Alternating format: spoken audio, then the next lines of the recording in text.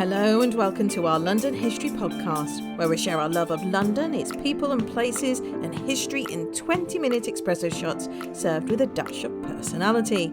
I am your host, Hazel Baker, London tour guide and CEO of London Guided Walks, providing private tours, treasure hunts, guided walks, and live London quizzes to Londoners and visitors alike. Don't forget, we also transcribe all of our episodes, so if you want to read what we are also saying, then please visit londonguidedwalks.co.uk/podcast, click on the episode that you want, and you'll be able to have the transcript and any images or anything else that we will have to share. We put it there. Reviews for our podcast are greatly appreciated. They help us build awareness for the show, which in turn allows us to ensure we bring best value to our lovely listeners like you. You can easily leave a review by clicking on the 5 stars, or you can write a little bit about what you enjoy most about our podcasts. That's enough of that. Let's get on with the show. It does seem that with each year, Christmas in the shops gets earlier and earlier. And especially with COVID, Christmas decorations, even in my house, went up a little earlier than usual. And while I'm on the subject of Christmas getting earlier, why do marketeurs not know when the 12 days of Christmas are? It seems that I'm being bombarded by emails and posts on social media about these 12 days of Christmas as if they're happening now. I'm sorry to burst anyone's bubble, but we are currently in the period of Advent. This year, the 29th November to the 24th of December. The first day of Christmas is Christmas Day, hence its name. Perhaps many of us nowadays are too far removed from the real meaning of Christmas to notice a faux pas such as that. But these days meant something to the Tudors. We're going to go back to a Christmas before industrialisation, even before the Reformation and Puritan rule, before Christmas trees, Christmas crackers, and yes, even Santa Claus. Christmas time in Tudor England had clearly defined rules for living. It dictated what they could and couldn't do, and what they could and couldn't eat. And surprisingly, a Tudor Christmas wasn't so alien as we may believe. Tudors ate mince pies and sang Christmas carols. They even kissed beneath the mistletoe. Advent means coming, as in the coming of Jesus, and it covers the 4 Sundays and weeks before Christmas. And if we were devout Catholic Tudors, then during this period called Advent, we would now be fasting. That meant no meat, dairy, or eggs. That meant very different things to the rich and to the poor. For the rich, it meant supplementing their diet with fish and other aquatic delights, such as porpoise or beaver's tail, rather than their usual beef and venison. For those less fortunate, there was little change. They wouldn't have been able to afford much meat anyway, and about 80 to 90% of Tudor England were believed to have been involuntary vegetarians. That's not because of their ethics or their lifestyle choice, just simply because they could not afford meat. It's estimated that 1/3 of the population lived in poverty. Life for regular Tudors was tough and often isolated. Overwhelmingly, England was a society of small farming communities. People worked and lived on the land 6 days a week, with Sunday being their only day of rest. A small portion of people in the 1500s lived in towns, but it's probably less than 10%. Traditional roles for Tudor women were looking after livestock, preparing meals, making clothes, candles and medicines. Tudor men would typically do the ploughing and carting. 1/4 of countryside households had servants. And Tudor winters were more severe as they were than now, as they were going through a mini ice age. Life expectancy in Tudor England was about 40 years old. And now, with me approaching my 41st year, I feel like I've achieved something, though I don't really know why. But what was Christmas like for normal Tudors? The Advent fast was broken on Christmas Eve with a meat or a fish dish. Perhaps if regular people couldn't afford that, then maybe they added eggs and or dairy to their meal instead. Decorating your home would begin on Christmas Eve too, using bay, holly, ivy and rosemary. It must have smelt delicious. And then after that, midnight mass. Christmas Day is the first day of Christmas. The 12 days of Christmas are known as the 12ths, and these had strict rules. One of those rules was the banning of spinning. And spinning was a primary role of women in the house, and so the spinning wheel, along with the house, would be decorated so they couldn't use it. It was understood that the holy days, Christmas Day to Twelfth Night, was strictly to be taken by all, and work would resume on Plough Monday, the first Monday after Twelfth Night. There was an exception to the rule, however, and that was key workers. The animals still needed to be fed. And remember, that's woman's work. Meals needed to be prepared. Yep, woman's work. So really, what we can say, unsurprisingly, was that the 12 days of Christmas was a holiday for the men of the house. Food plays a big part of a Tudor Christmas, as it does today. During the 12 days, people would venture out and visit their neighbours and enjoy a traditional mince pie. Mince pies, P-Y-E-S, were made from 13 ingredients representing Christ and his 12 apostles. Recipes vary, but most would typically include dry fruits, such as raisins, currants and dried prunes, and if you were wealthy enough, then maybe you would have splashed out on some imported figs or dates. Also in the mix there would have been spices, such as ginger or saffron, and they were a really easy way of showing to your peers how much money you had. Well, more realistically, how much money you had spent. A little chopped mutton would be added to the mixture in remembrance of the shepherds who watched their flocks by night. Have you ever had a minced pie with meat in it? Would you give it a go? Mince pies were sometimes known as shred pies, as the mincing or the shredding of the mutton is required to make the pies. And not long after, dough effigies of baby Jesus adorned these mince pies.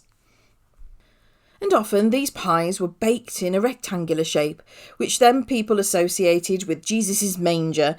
A book of cookery necessary for all such as delight therein was printed by Edward Auld in London of 1591.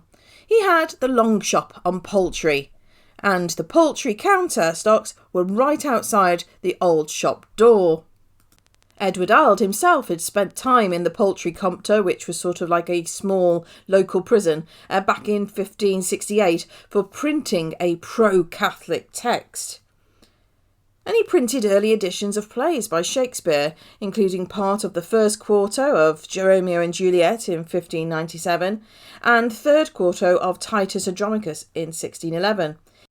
He also printed Christopher Marlowe's The Massacre of Paris in 1594.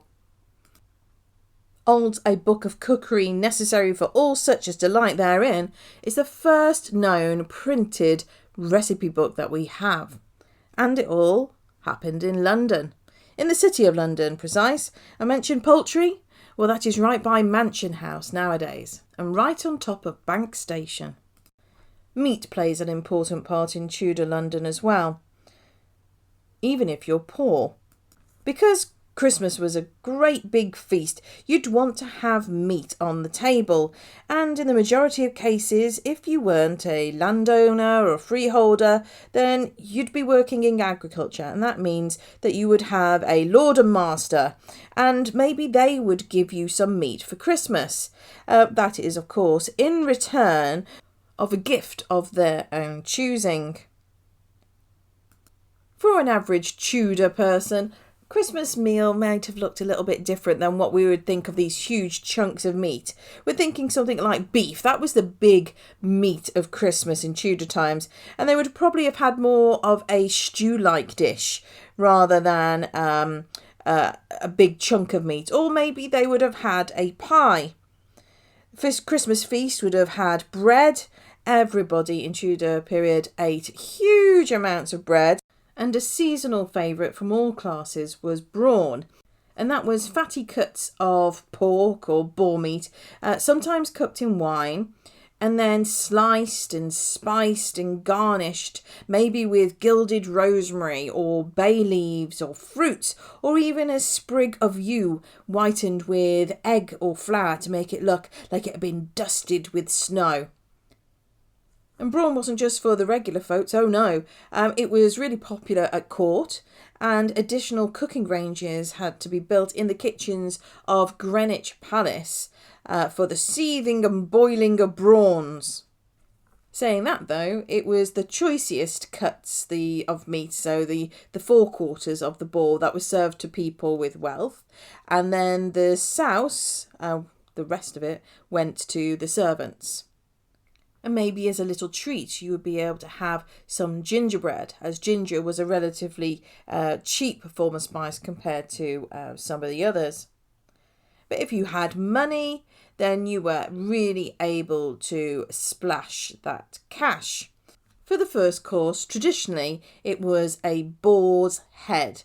So this was boned, it was stuffed with forcemeat, it was smeared in mustard from Norwich, dressed in herbs and fruits, with a roasted pig in its mouth, and sometimes even painted with bright colours, or after being stuffed and boiled for 7 hours in red wine, then gilded with gold leaf. And then it was ceremoniously carried out into the room, and it even had its own song that they sang with it as it was being brought in. And too right too, because a boar's head, if you were doing it today in today's money, would have cost tens of thousands of pounds. Now that is a good reason to have a song with your supper. At least 4 of these songs celebrating the boar's head dish survive, but the best known is the Boar's Head Carol, which was printed in Tudor Christmas Carols, newly imprinted in 1521. And Tudor might be familiar with you, as he was a printer and publisher in London, originally born in Alsace, and he's known for his work with William Caxton, whose printing press he inherited. And he moved to Fleet Street, Shoe Lane area in about 1500, and therefore associating himself with Fleet Street and the art of printing. And if you want to go out and about exploring in London, then there is a plaque to Tudor. It's right by Stationers' Hall, which is round the corner from St Paul's Cathedral. And it says, Tudor, father of Fleet Street, first set up his press by Shoe Lane near this hall circa 1500. And then if you mosey on down to St Bride's Churchyard off Fleet Street, he's actually buried there. He died in 1535. However, we're not quite sure on his plot and whether it was in the yard or the chancel. And Tudor was a very good businessman. I mean, the reason why he moved close to the churchyard of St Bride's was because of the clergy district. They were the chief purveyors of printed literature at the time, so you might as well be right where the money is. And don't forget, Fleet Street has this enduring association with journalism and the printed word, and Tudor was there at the very beginning of that. Now, don't forget I mentioned the beef was the Christmas meat, but for the poor, meat was a rare luxury. So people usually ate pork or whatever birds they could catch as well. And the better off might enjoy poultry, such as chicken or goose. And turkey is featured on modern day dinner tables, but you may be surprised to learn that turkeys were first introduced to England during the Tudor period. There is a record of the very first turkeys arriving in England from the New World in 1526, and there were 6 turkeys arriving at Bristol, and they were sold for 2p each. And then in the 1530s, it became a domestic fowl and sold in markets from the 1940s, and became so popular that sometimes it was actually served instead of peacock or swan for Elizabeth I. It wasn't an instant hit. It took centuries for turkey to become more popular than the traditional meats. And the Tudors even had stuffing. It was known as forcemeat at the time, and it was made with currants, so nice and sweet, with a sweet pork and herbs, and also egg as a binding agent. And that was then served with poultry in 1538. Christmas pudding, even today, is popular, and they were eating that in Tudor times as well, although it was a little bit different. But essentially, it was a suet pudding, and a lot of the time, it was the women of the house who had their own book of housekeeping stuff and recipes, and they'd pass them down to their daughters and their daughters after that. And London's Middle Temple Hall is a place with lots of tradition, and this one is with Elizabeth I, who was a patron. The bench table that survives at its head was her gift, and as a welcome to the lawyers that the Queen is said to have baked them a Christmas pudding. And then her recipe was used every year until 1966 as a bit of a commemoration. And then the Queen Mother, back in 1971, she kind of revived this tradition and stirring a new Christmas pudding for the lawyers. I'd love to know what happens now, so if you know, please do let me know and I'll be able to share that with everybody. You probably didn't know that Brussels sprouts are my favourite vegetable, and they were first recorded in 1587 during the reign of Elizabeth I. And there was something on the Tudor table that we don't have really now, and it was a dessert called frumenty, and it was extremely popular. But essentially it was eggs, fruit, spices, sugar, almond milk or cream, anything you get your hands on really, added to a mixture of boiled wheat in milk. And after stuffing your face for the whole day of feasting on the first day of Christmas, you are then left with 11 days of Christmas to wassail, to catch up with friends, to play games, to go carolling, and even a lost tradition of mumming. It was 12 days of a fabulous holiday for some and a lot of work for others. So hopefully this has given you a taste of a Tudor Christmas, and maybe it's got you into the Christmassy spirit. Don't forget, we are offering virtual Christmas lights tours of London, looking at the very best lights that London have to offer. And they're not just in the West End as if it was a physical tour, they're all over. The tour lasts an hour. From the comfort of your home, you can wear a face mask and pyjamas and have a glass of mulled wine because I can't see you. You can just sit back and maybe screen it to your TV and watch it on the big screen. Also, we have private Christmas lights tours, private Christmas carol tours available. And don't forget, we also have our live London Christmas quiz if you think you know more about London and Christmas than me. Let's see. This will be my last podcast episode for this year. I will be restarting again in 2021. So if I don't see or hear from you before then, I hope you have a very Merry Christmas and a healthy and happy New Year.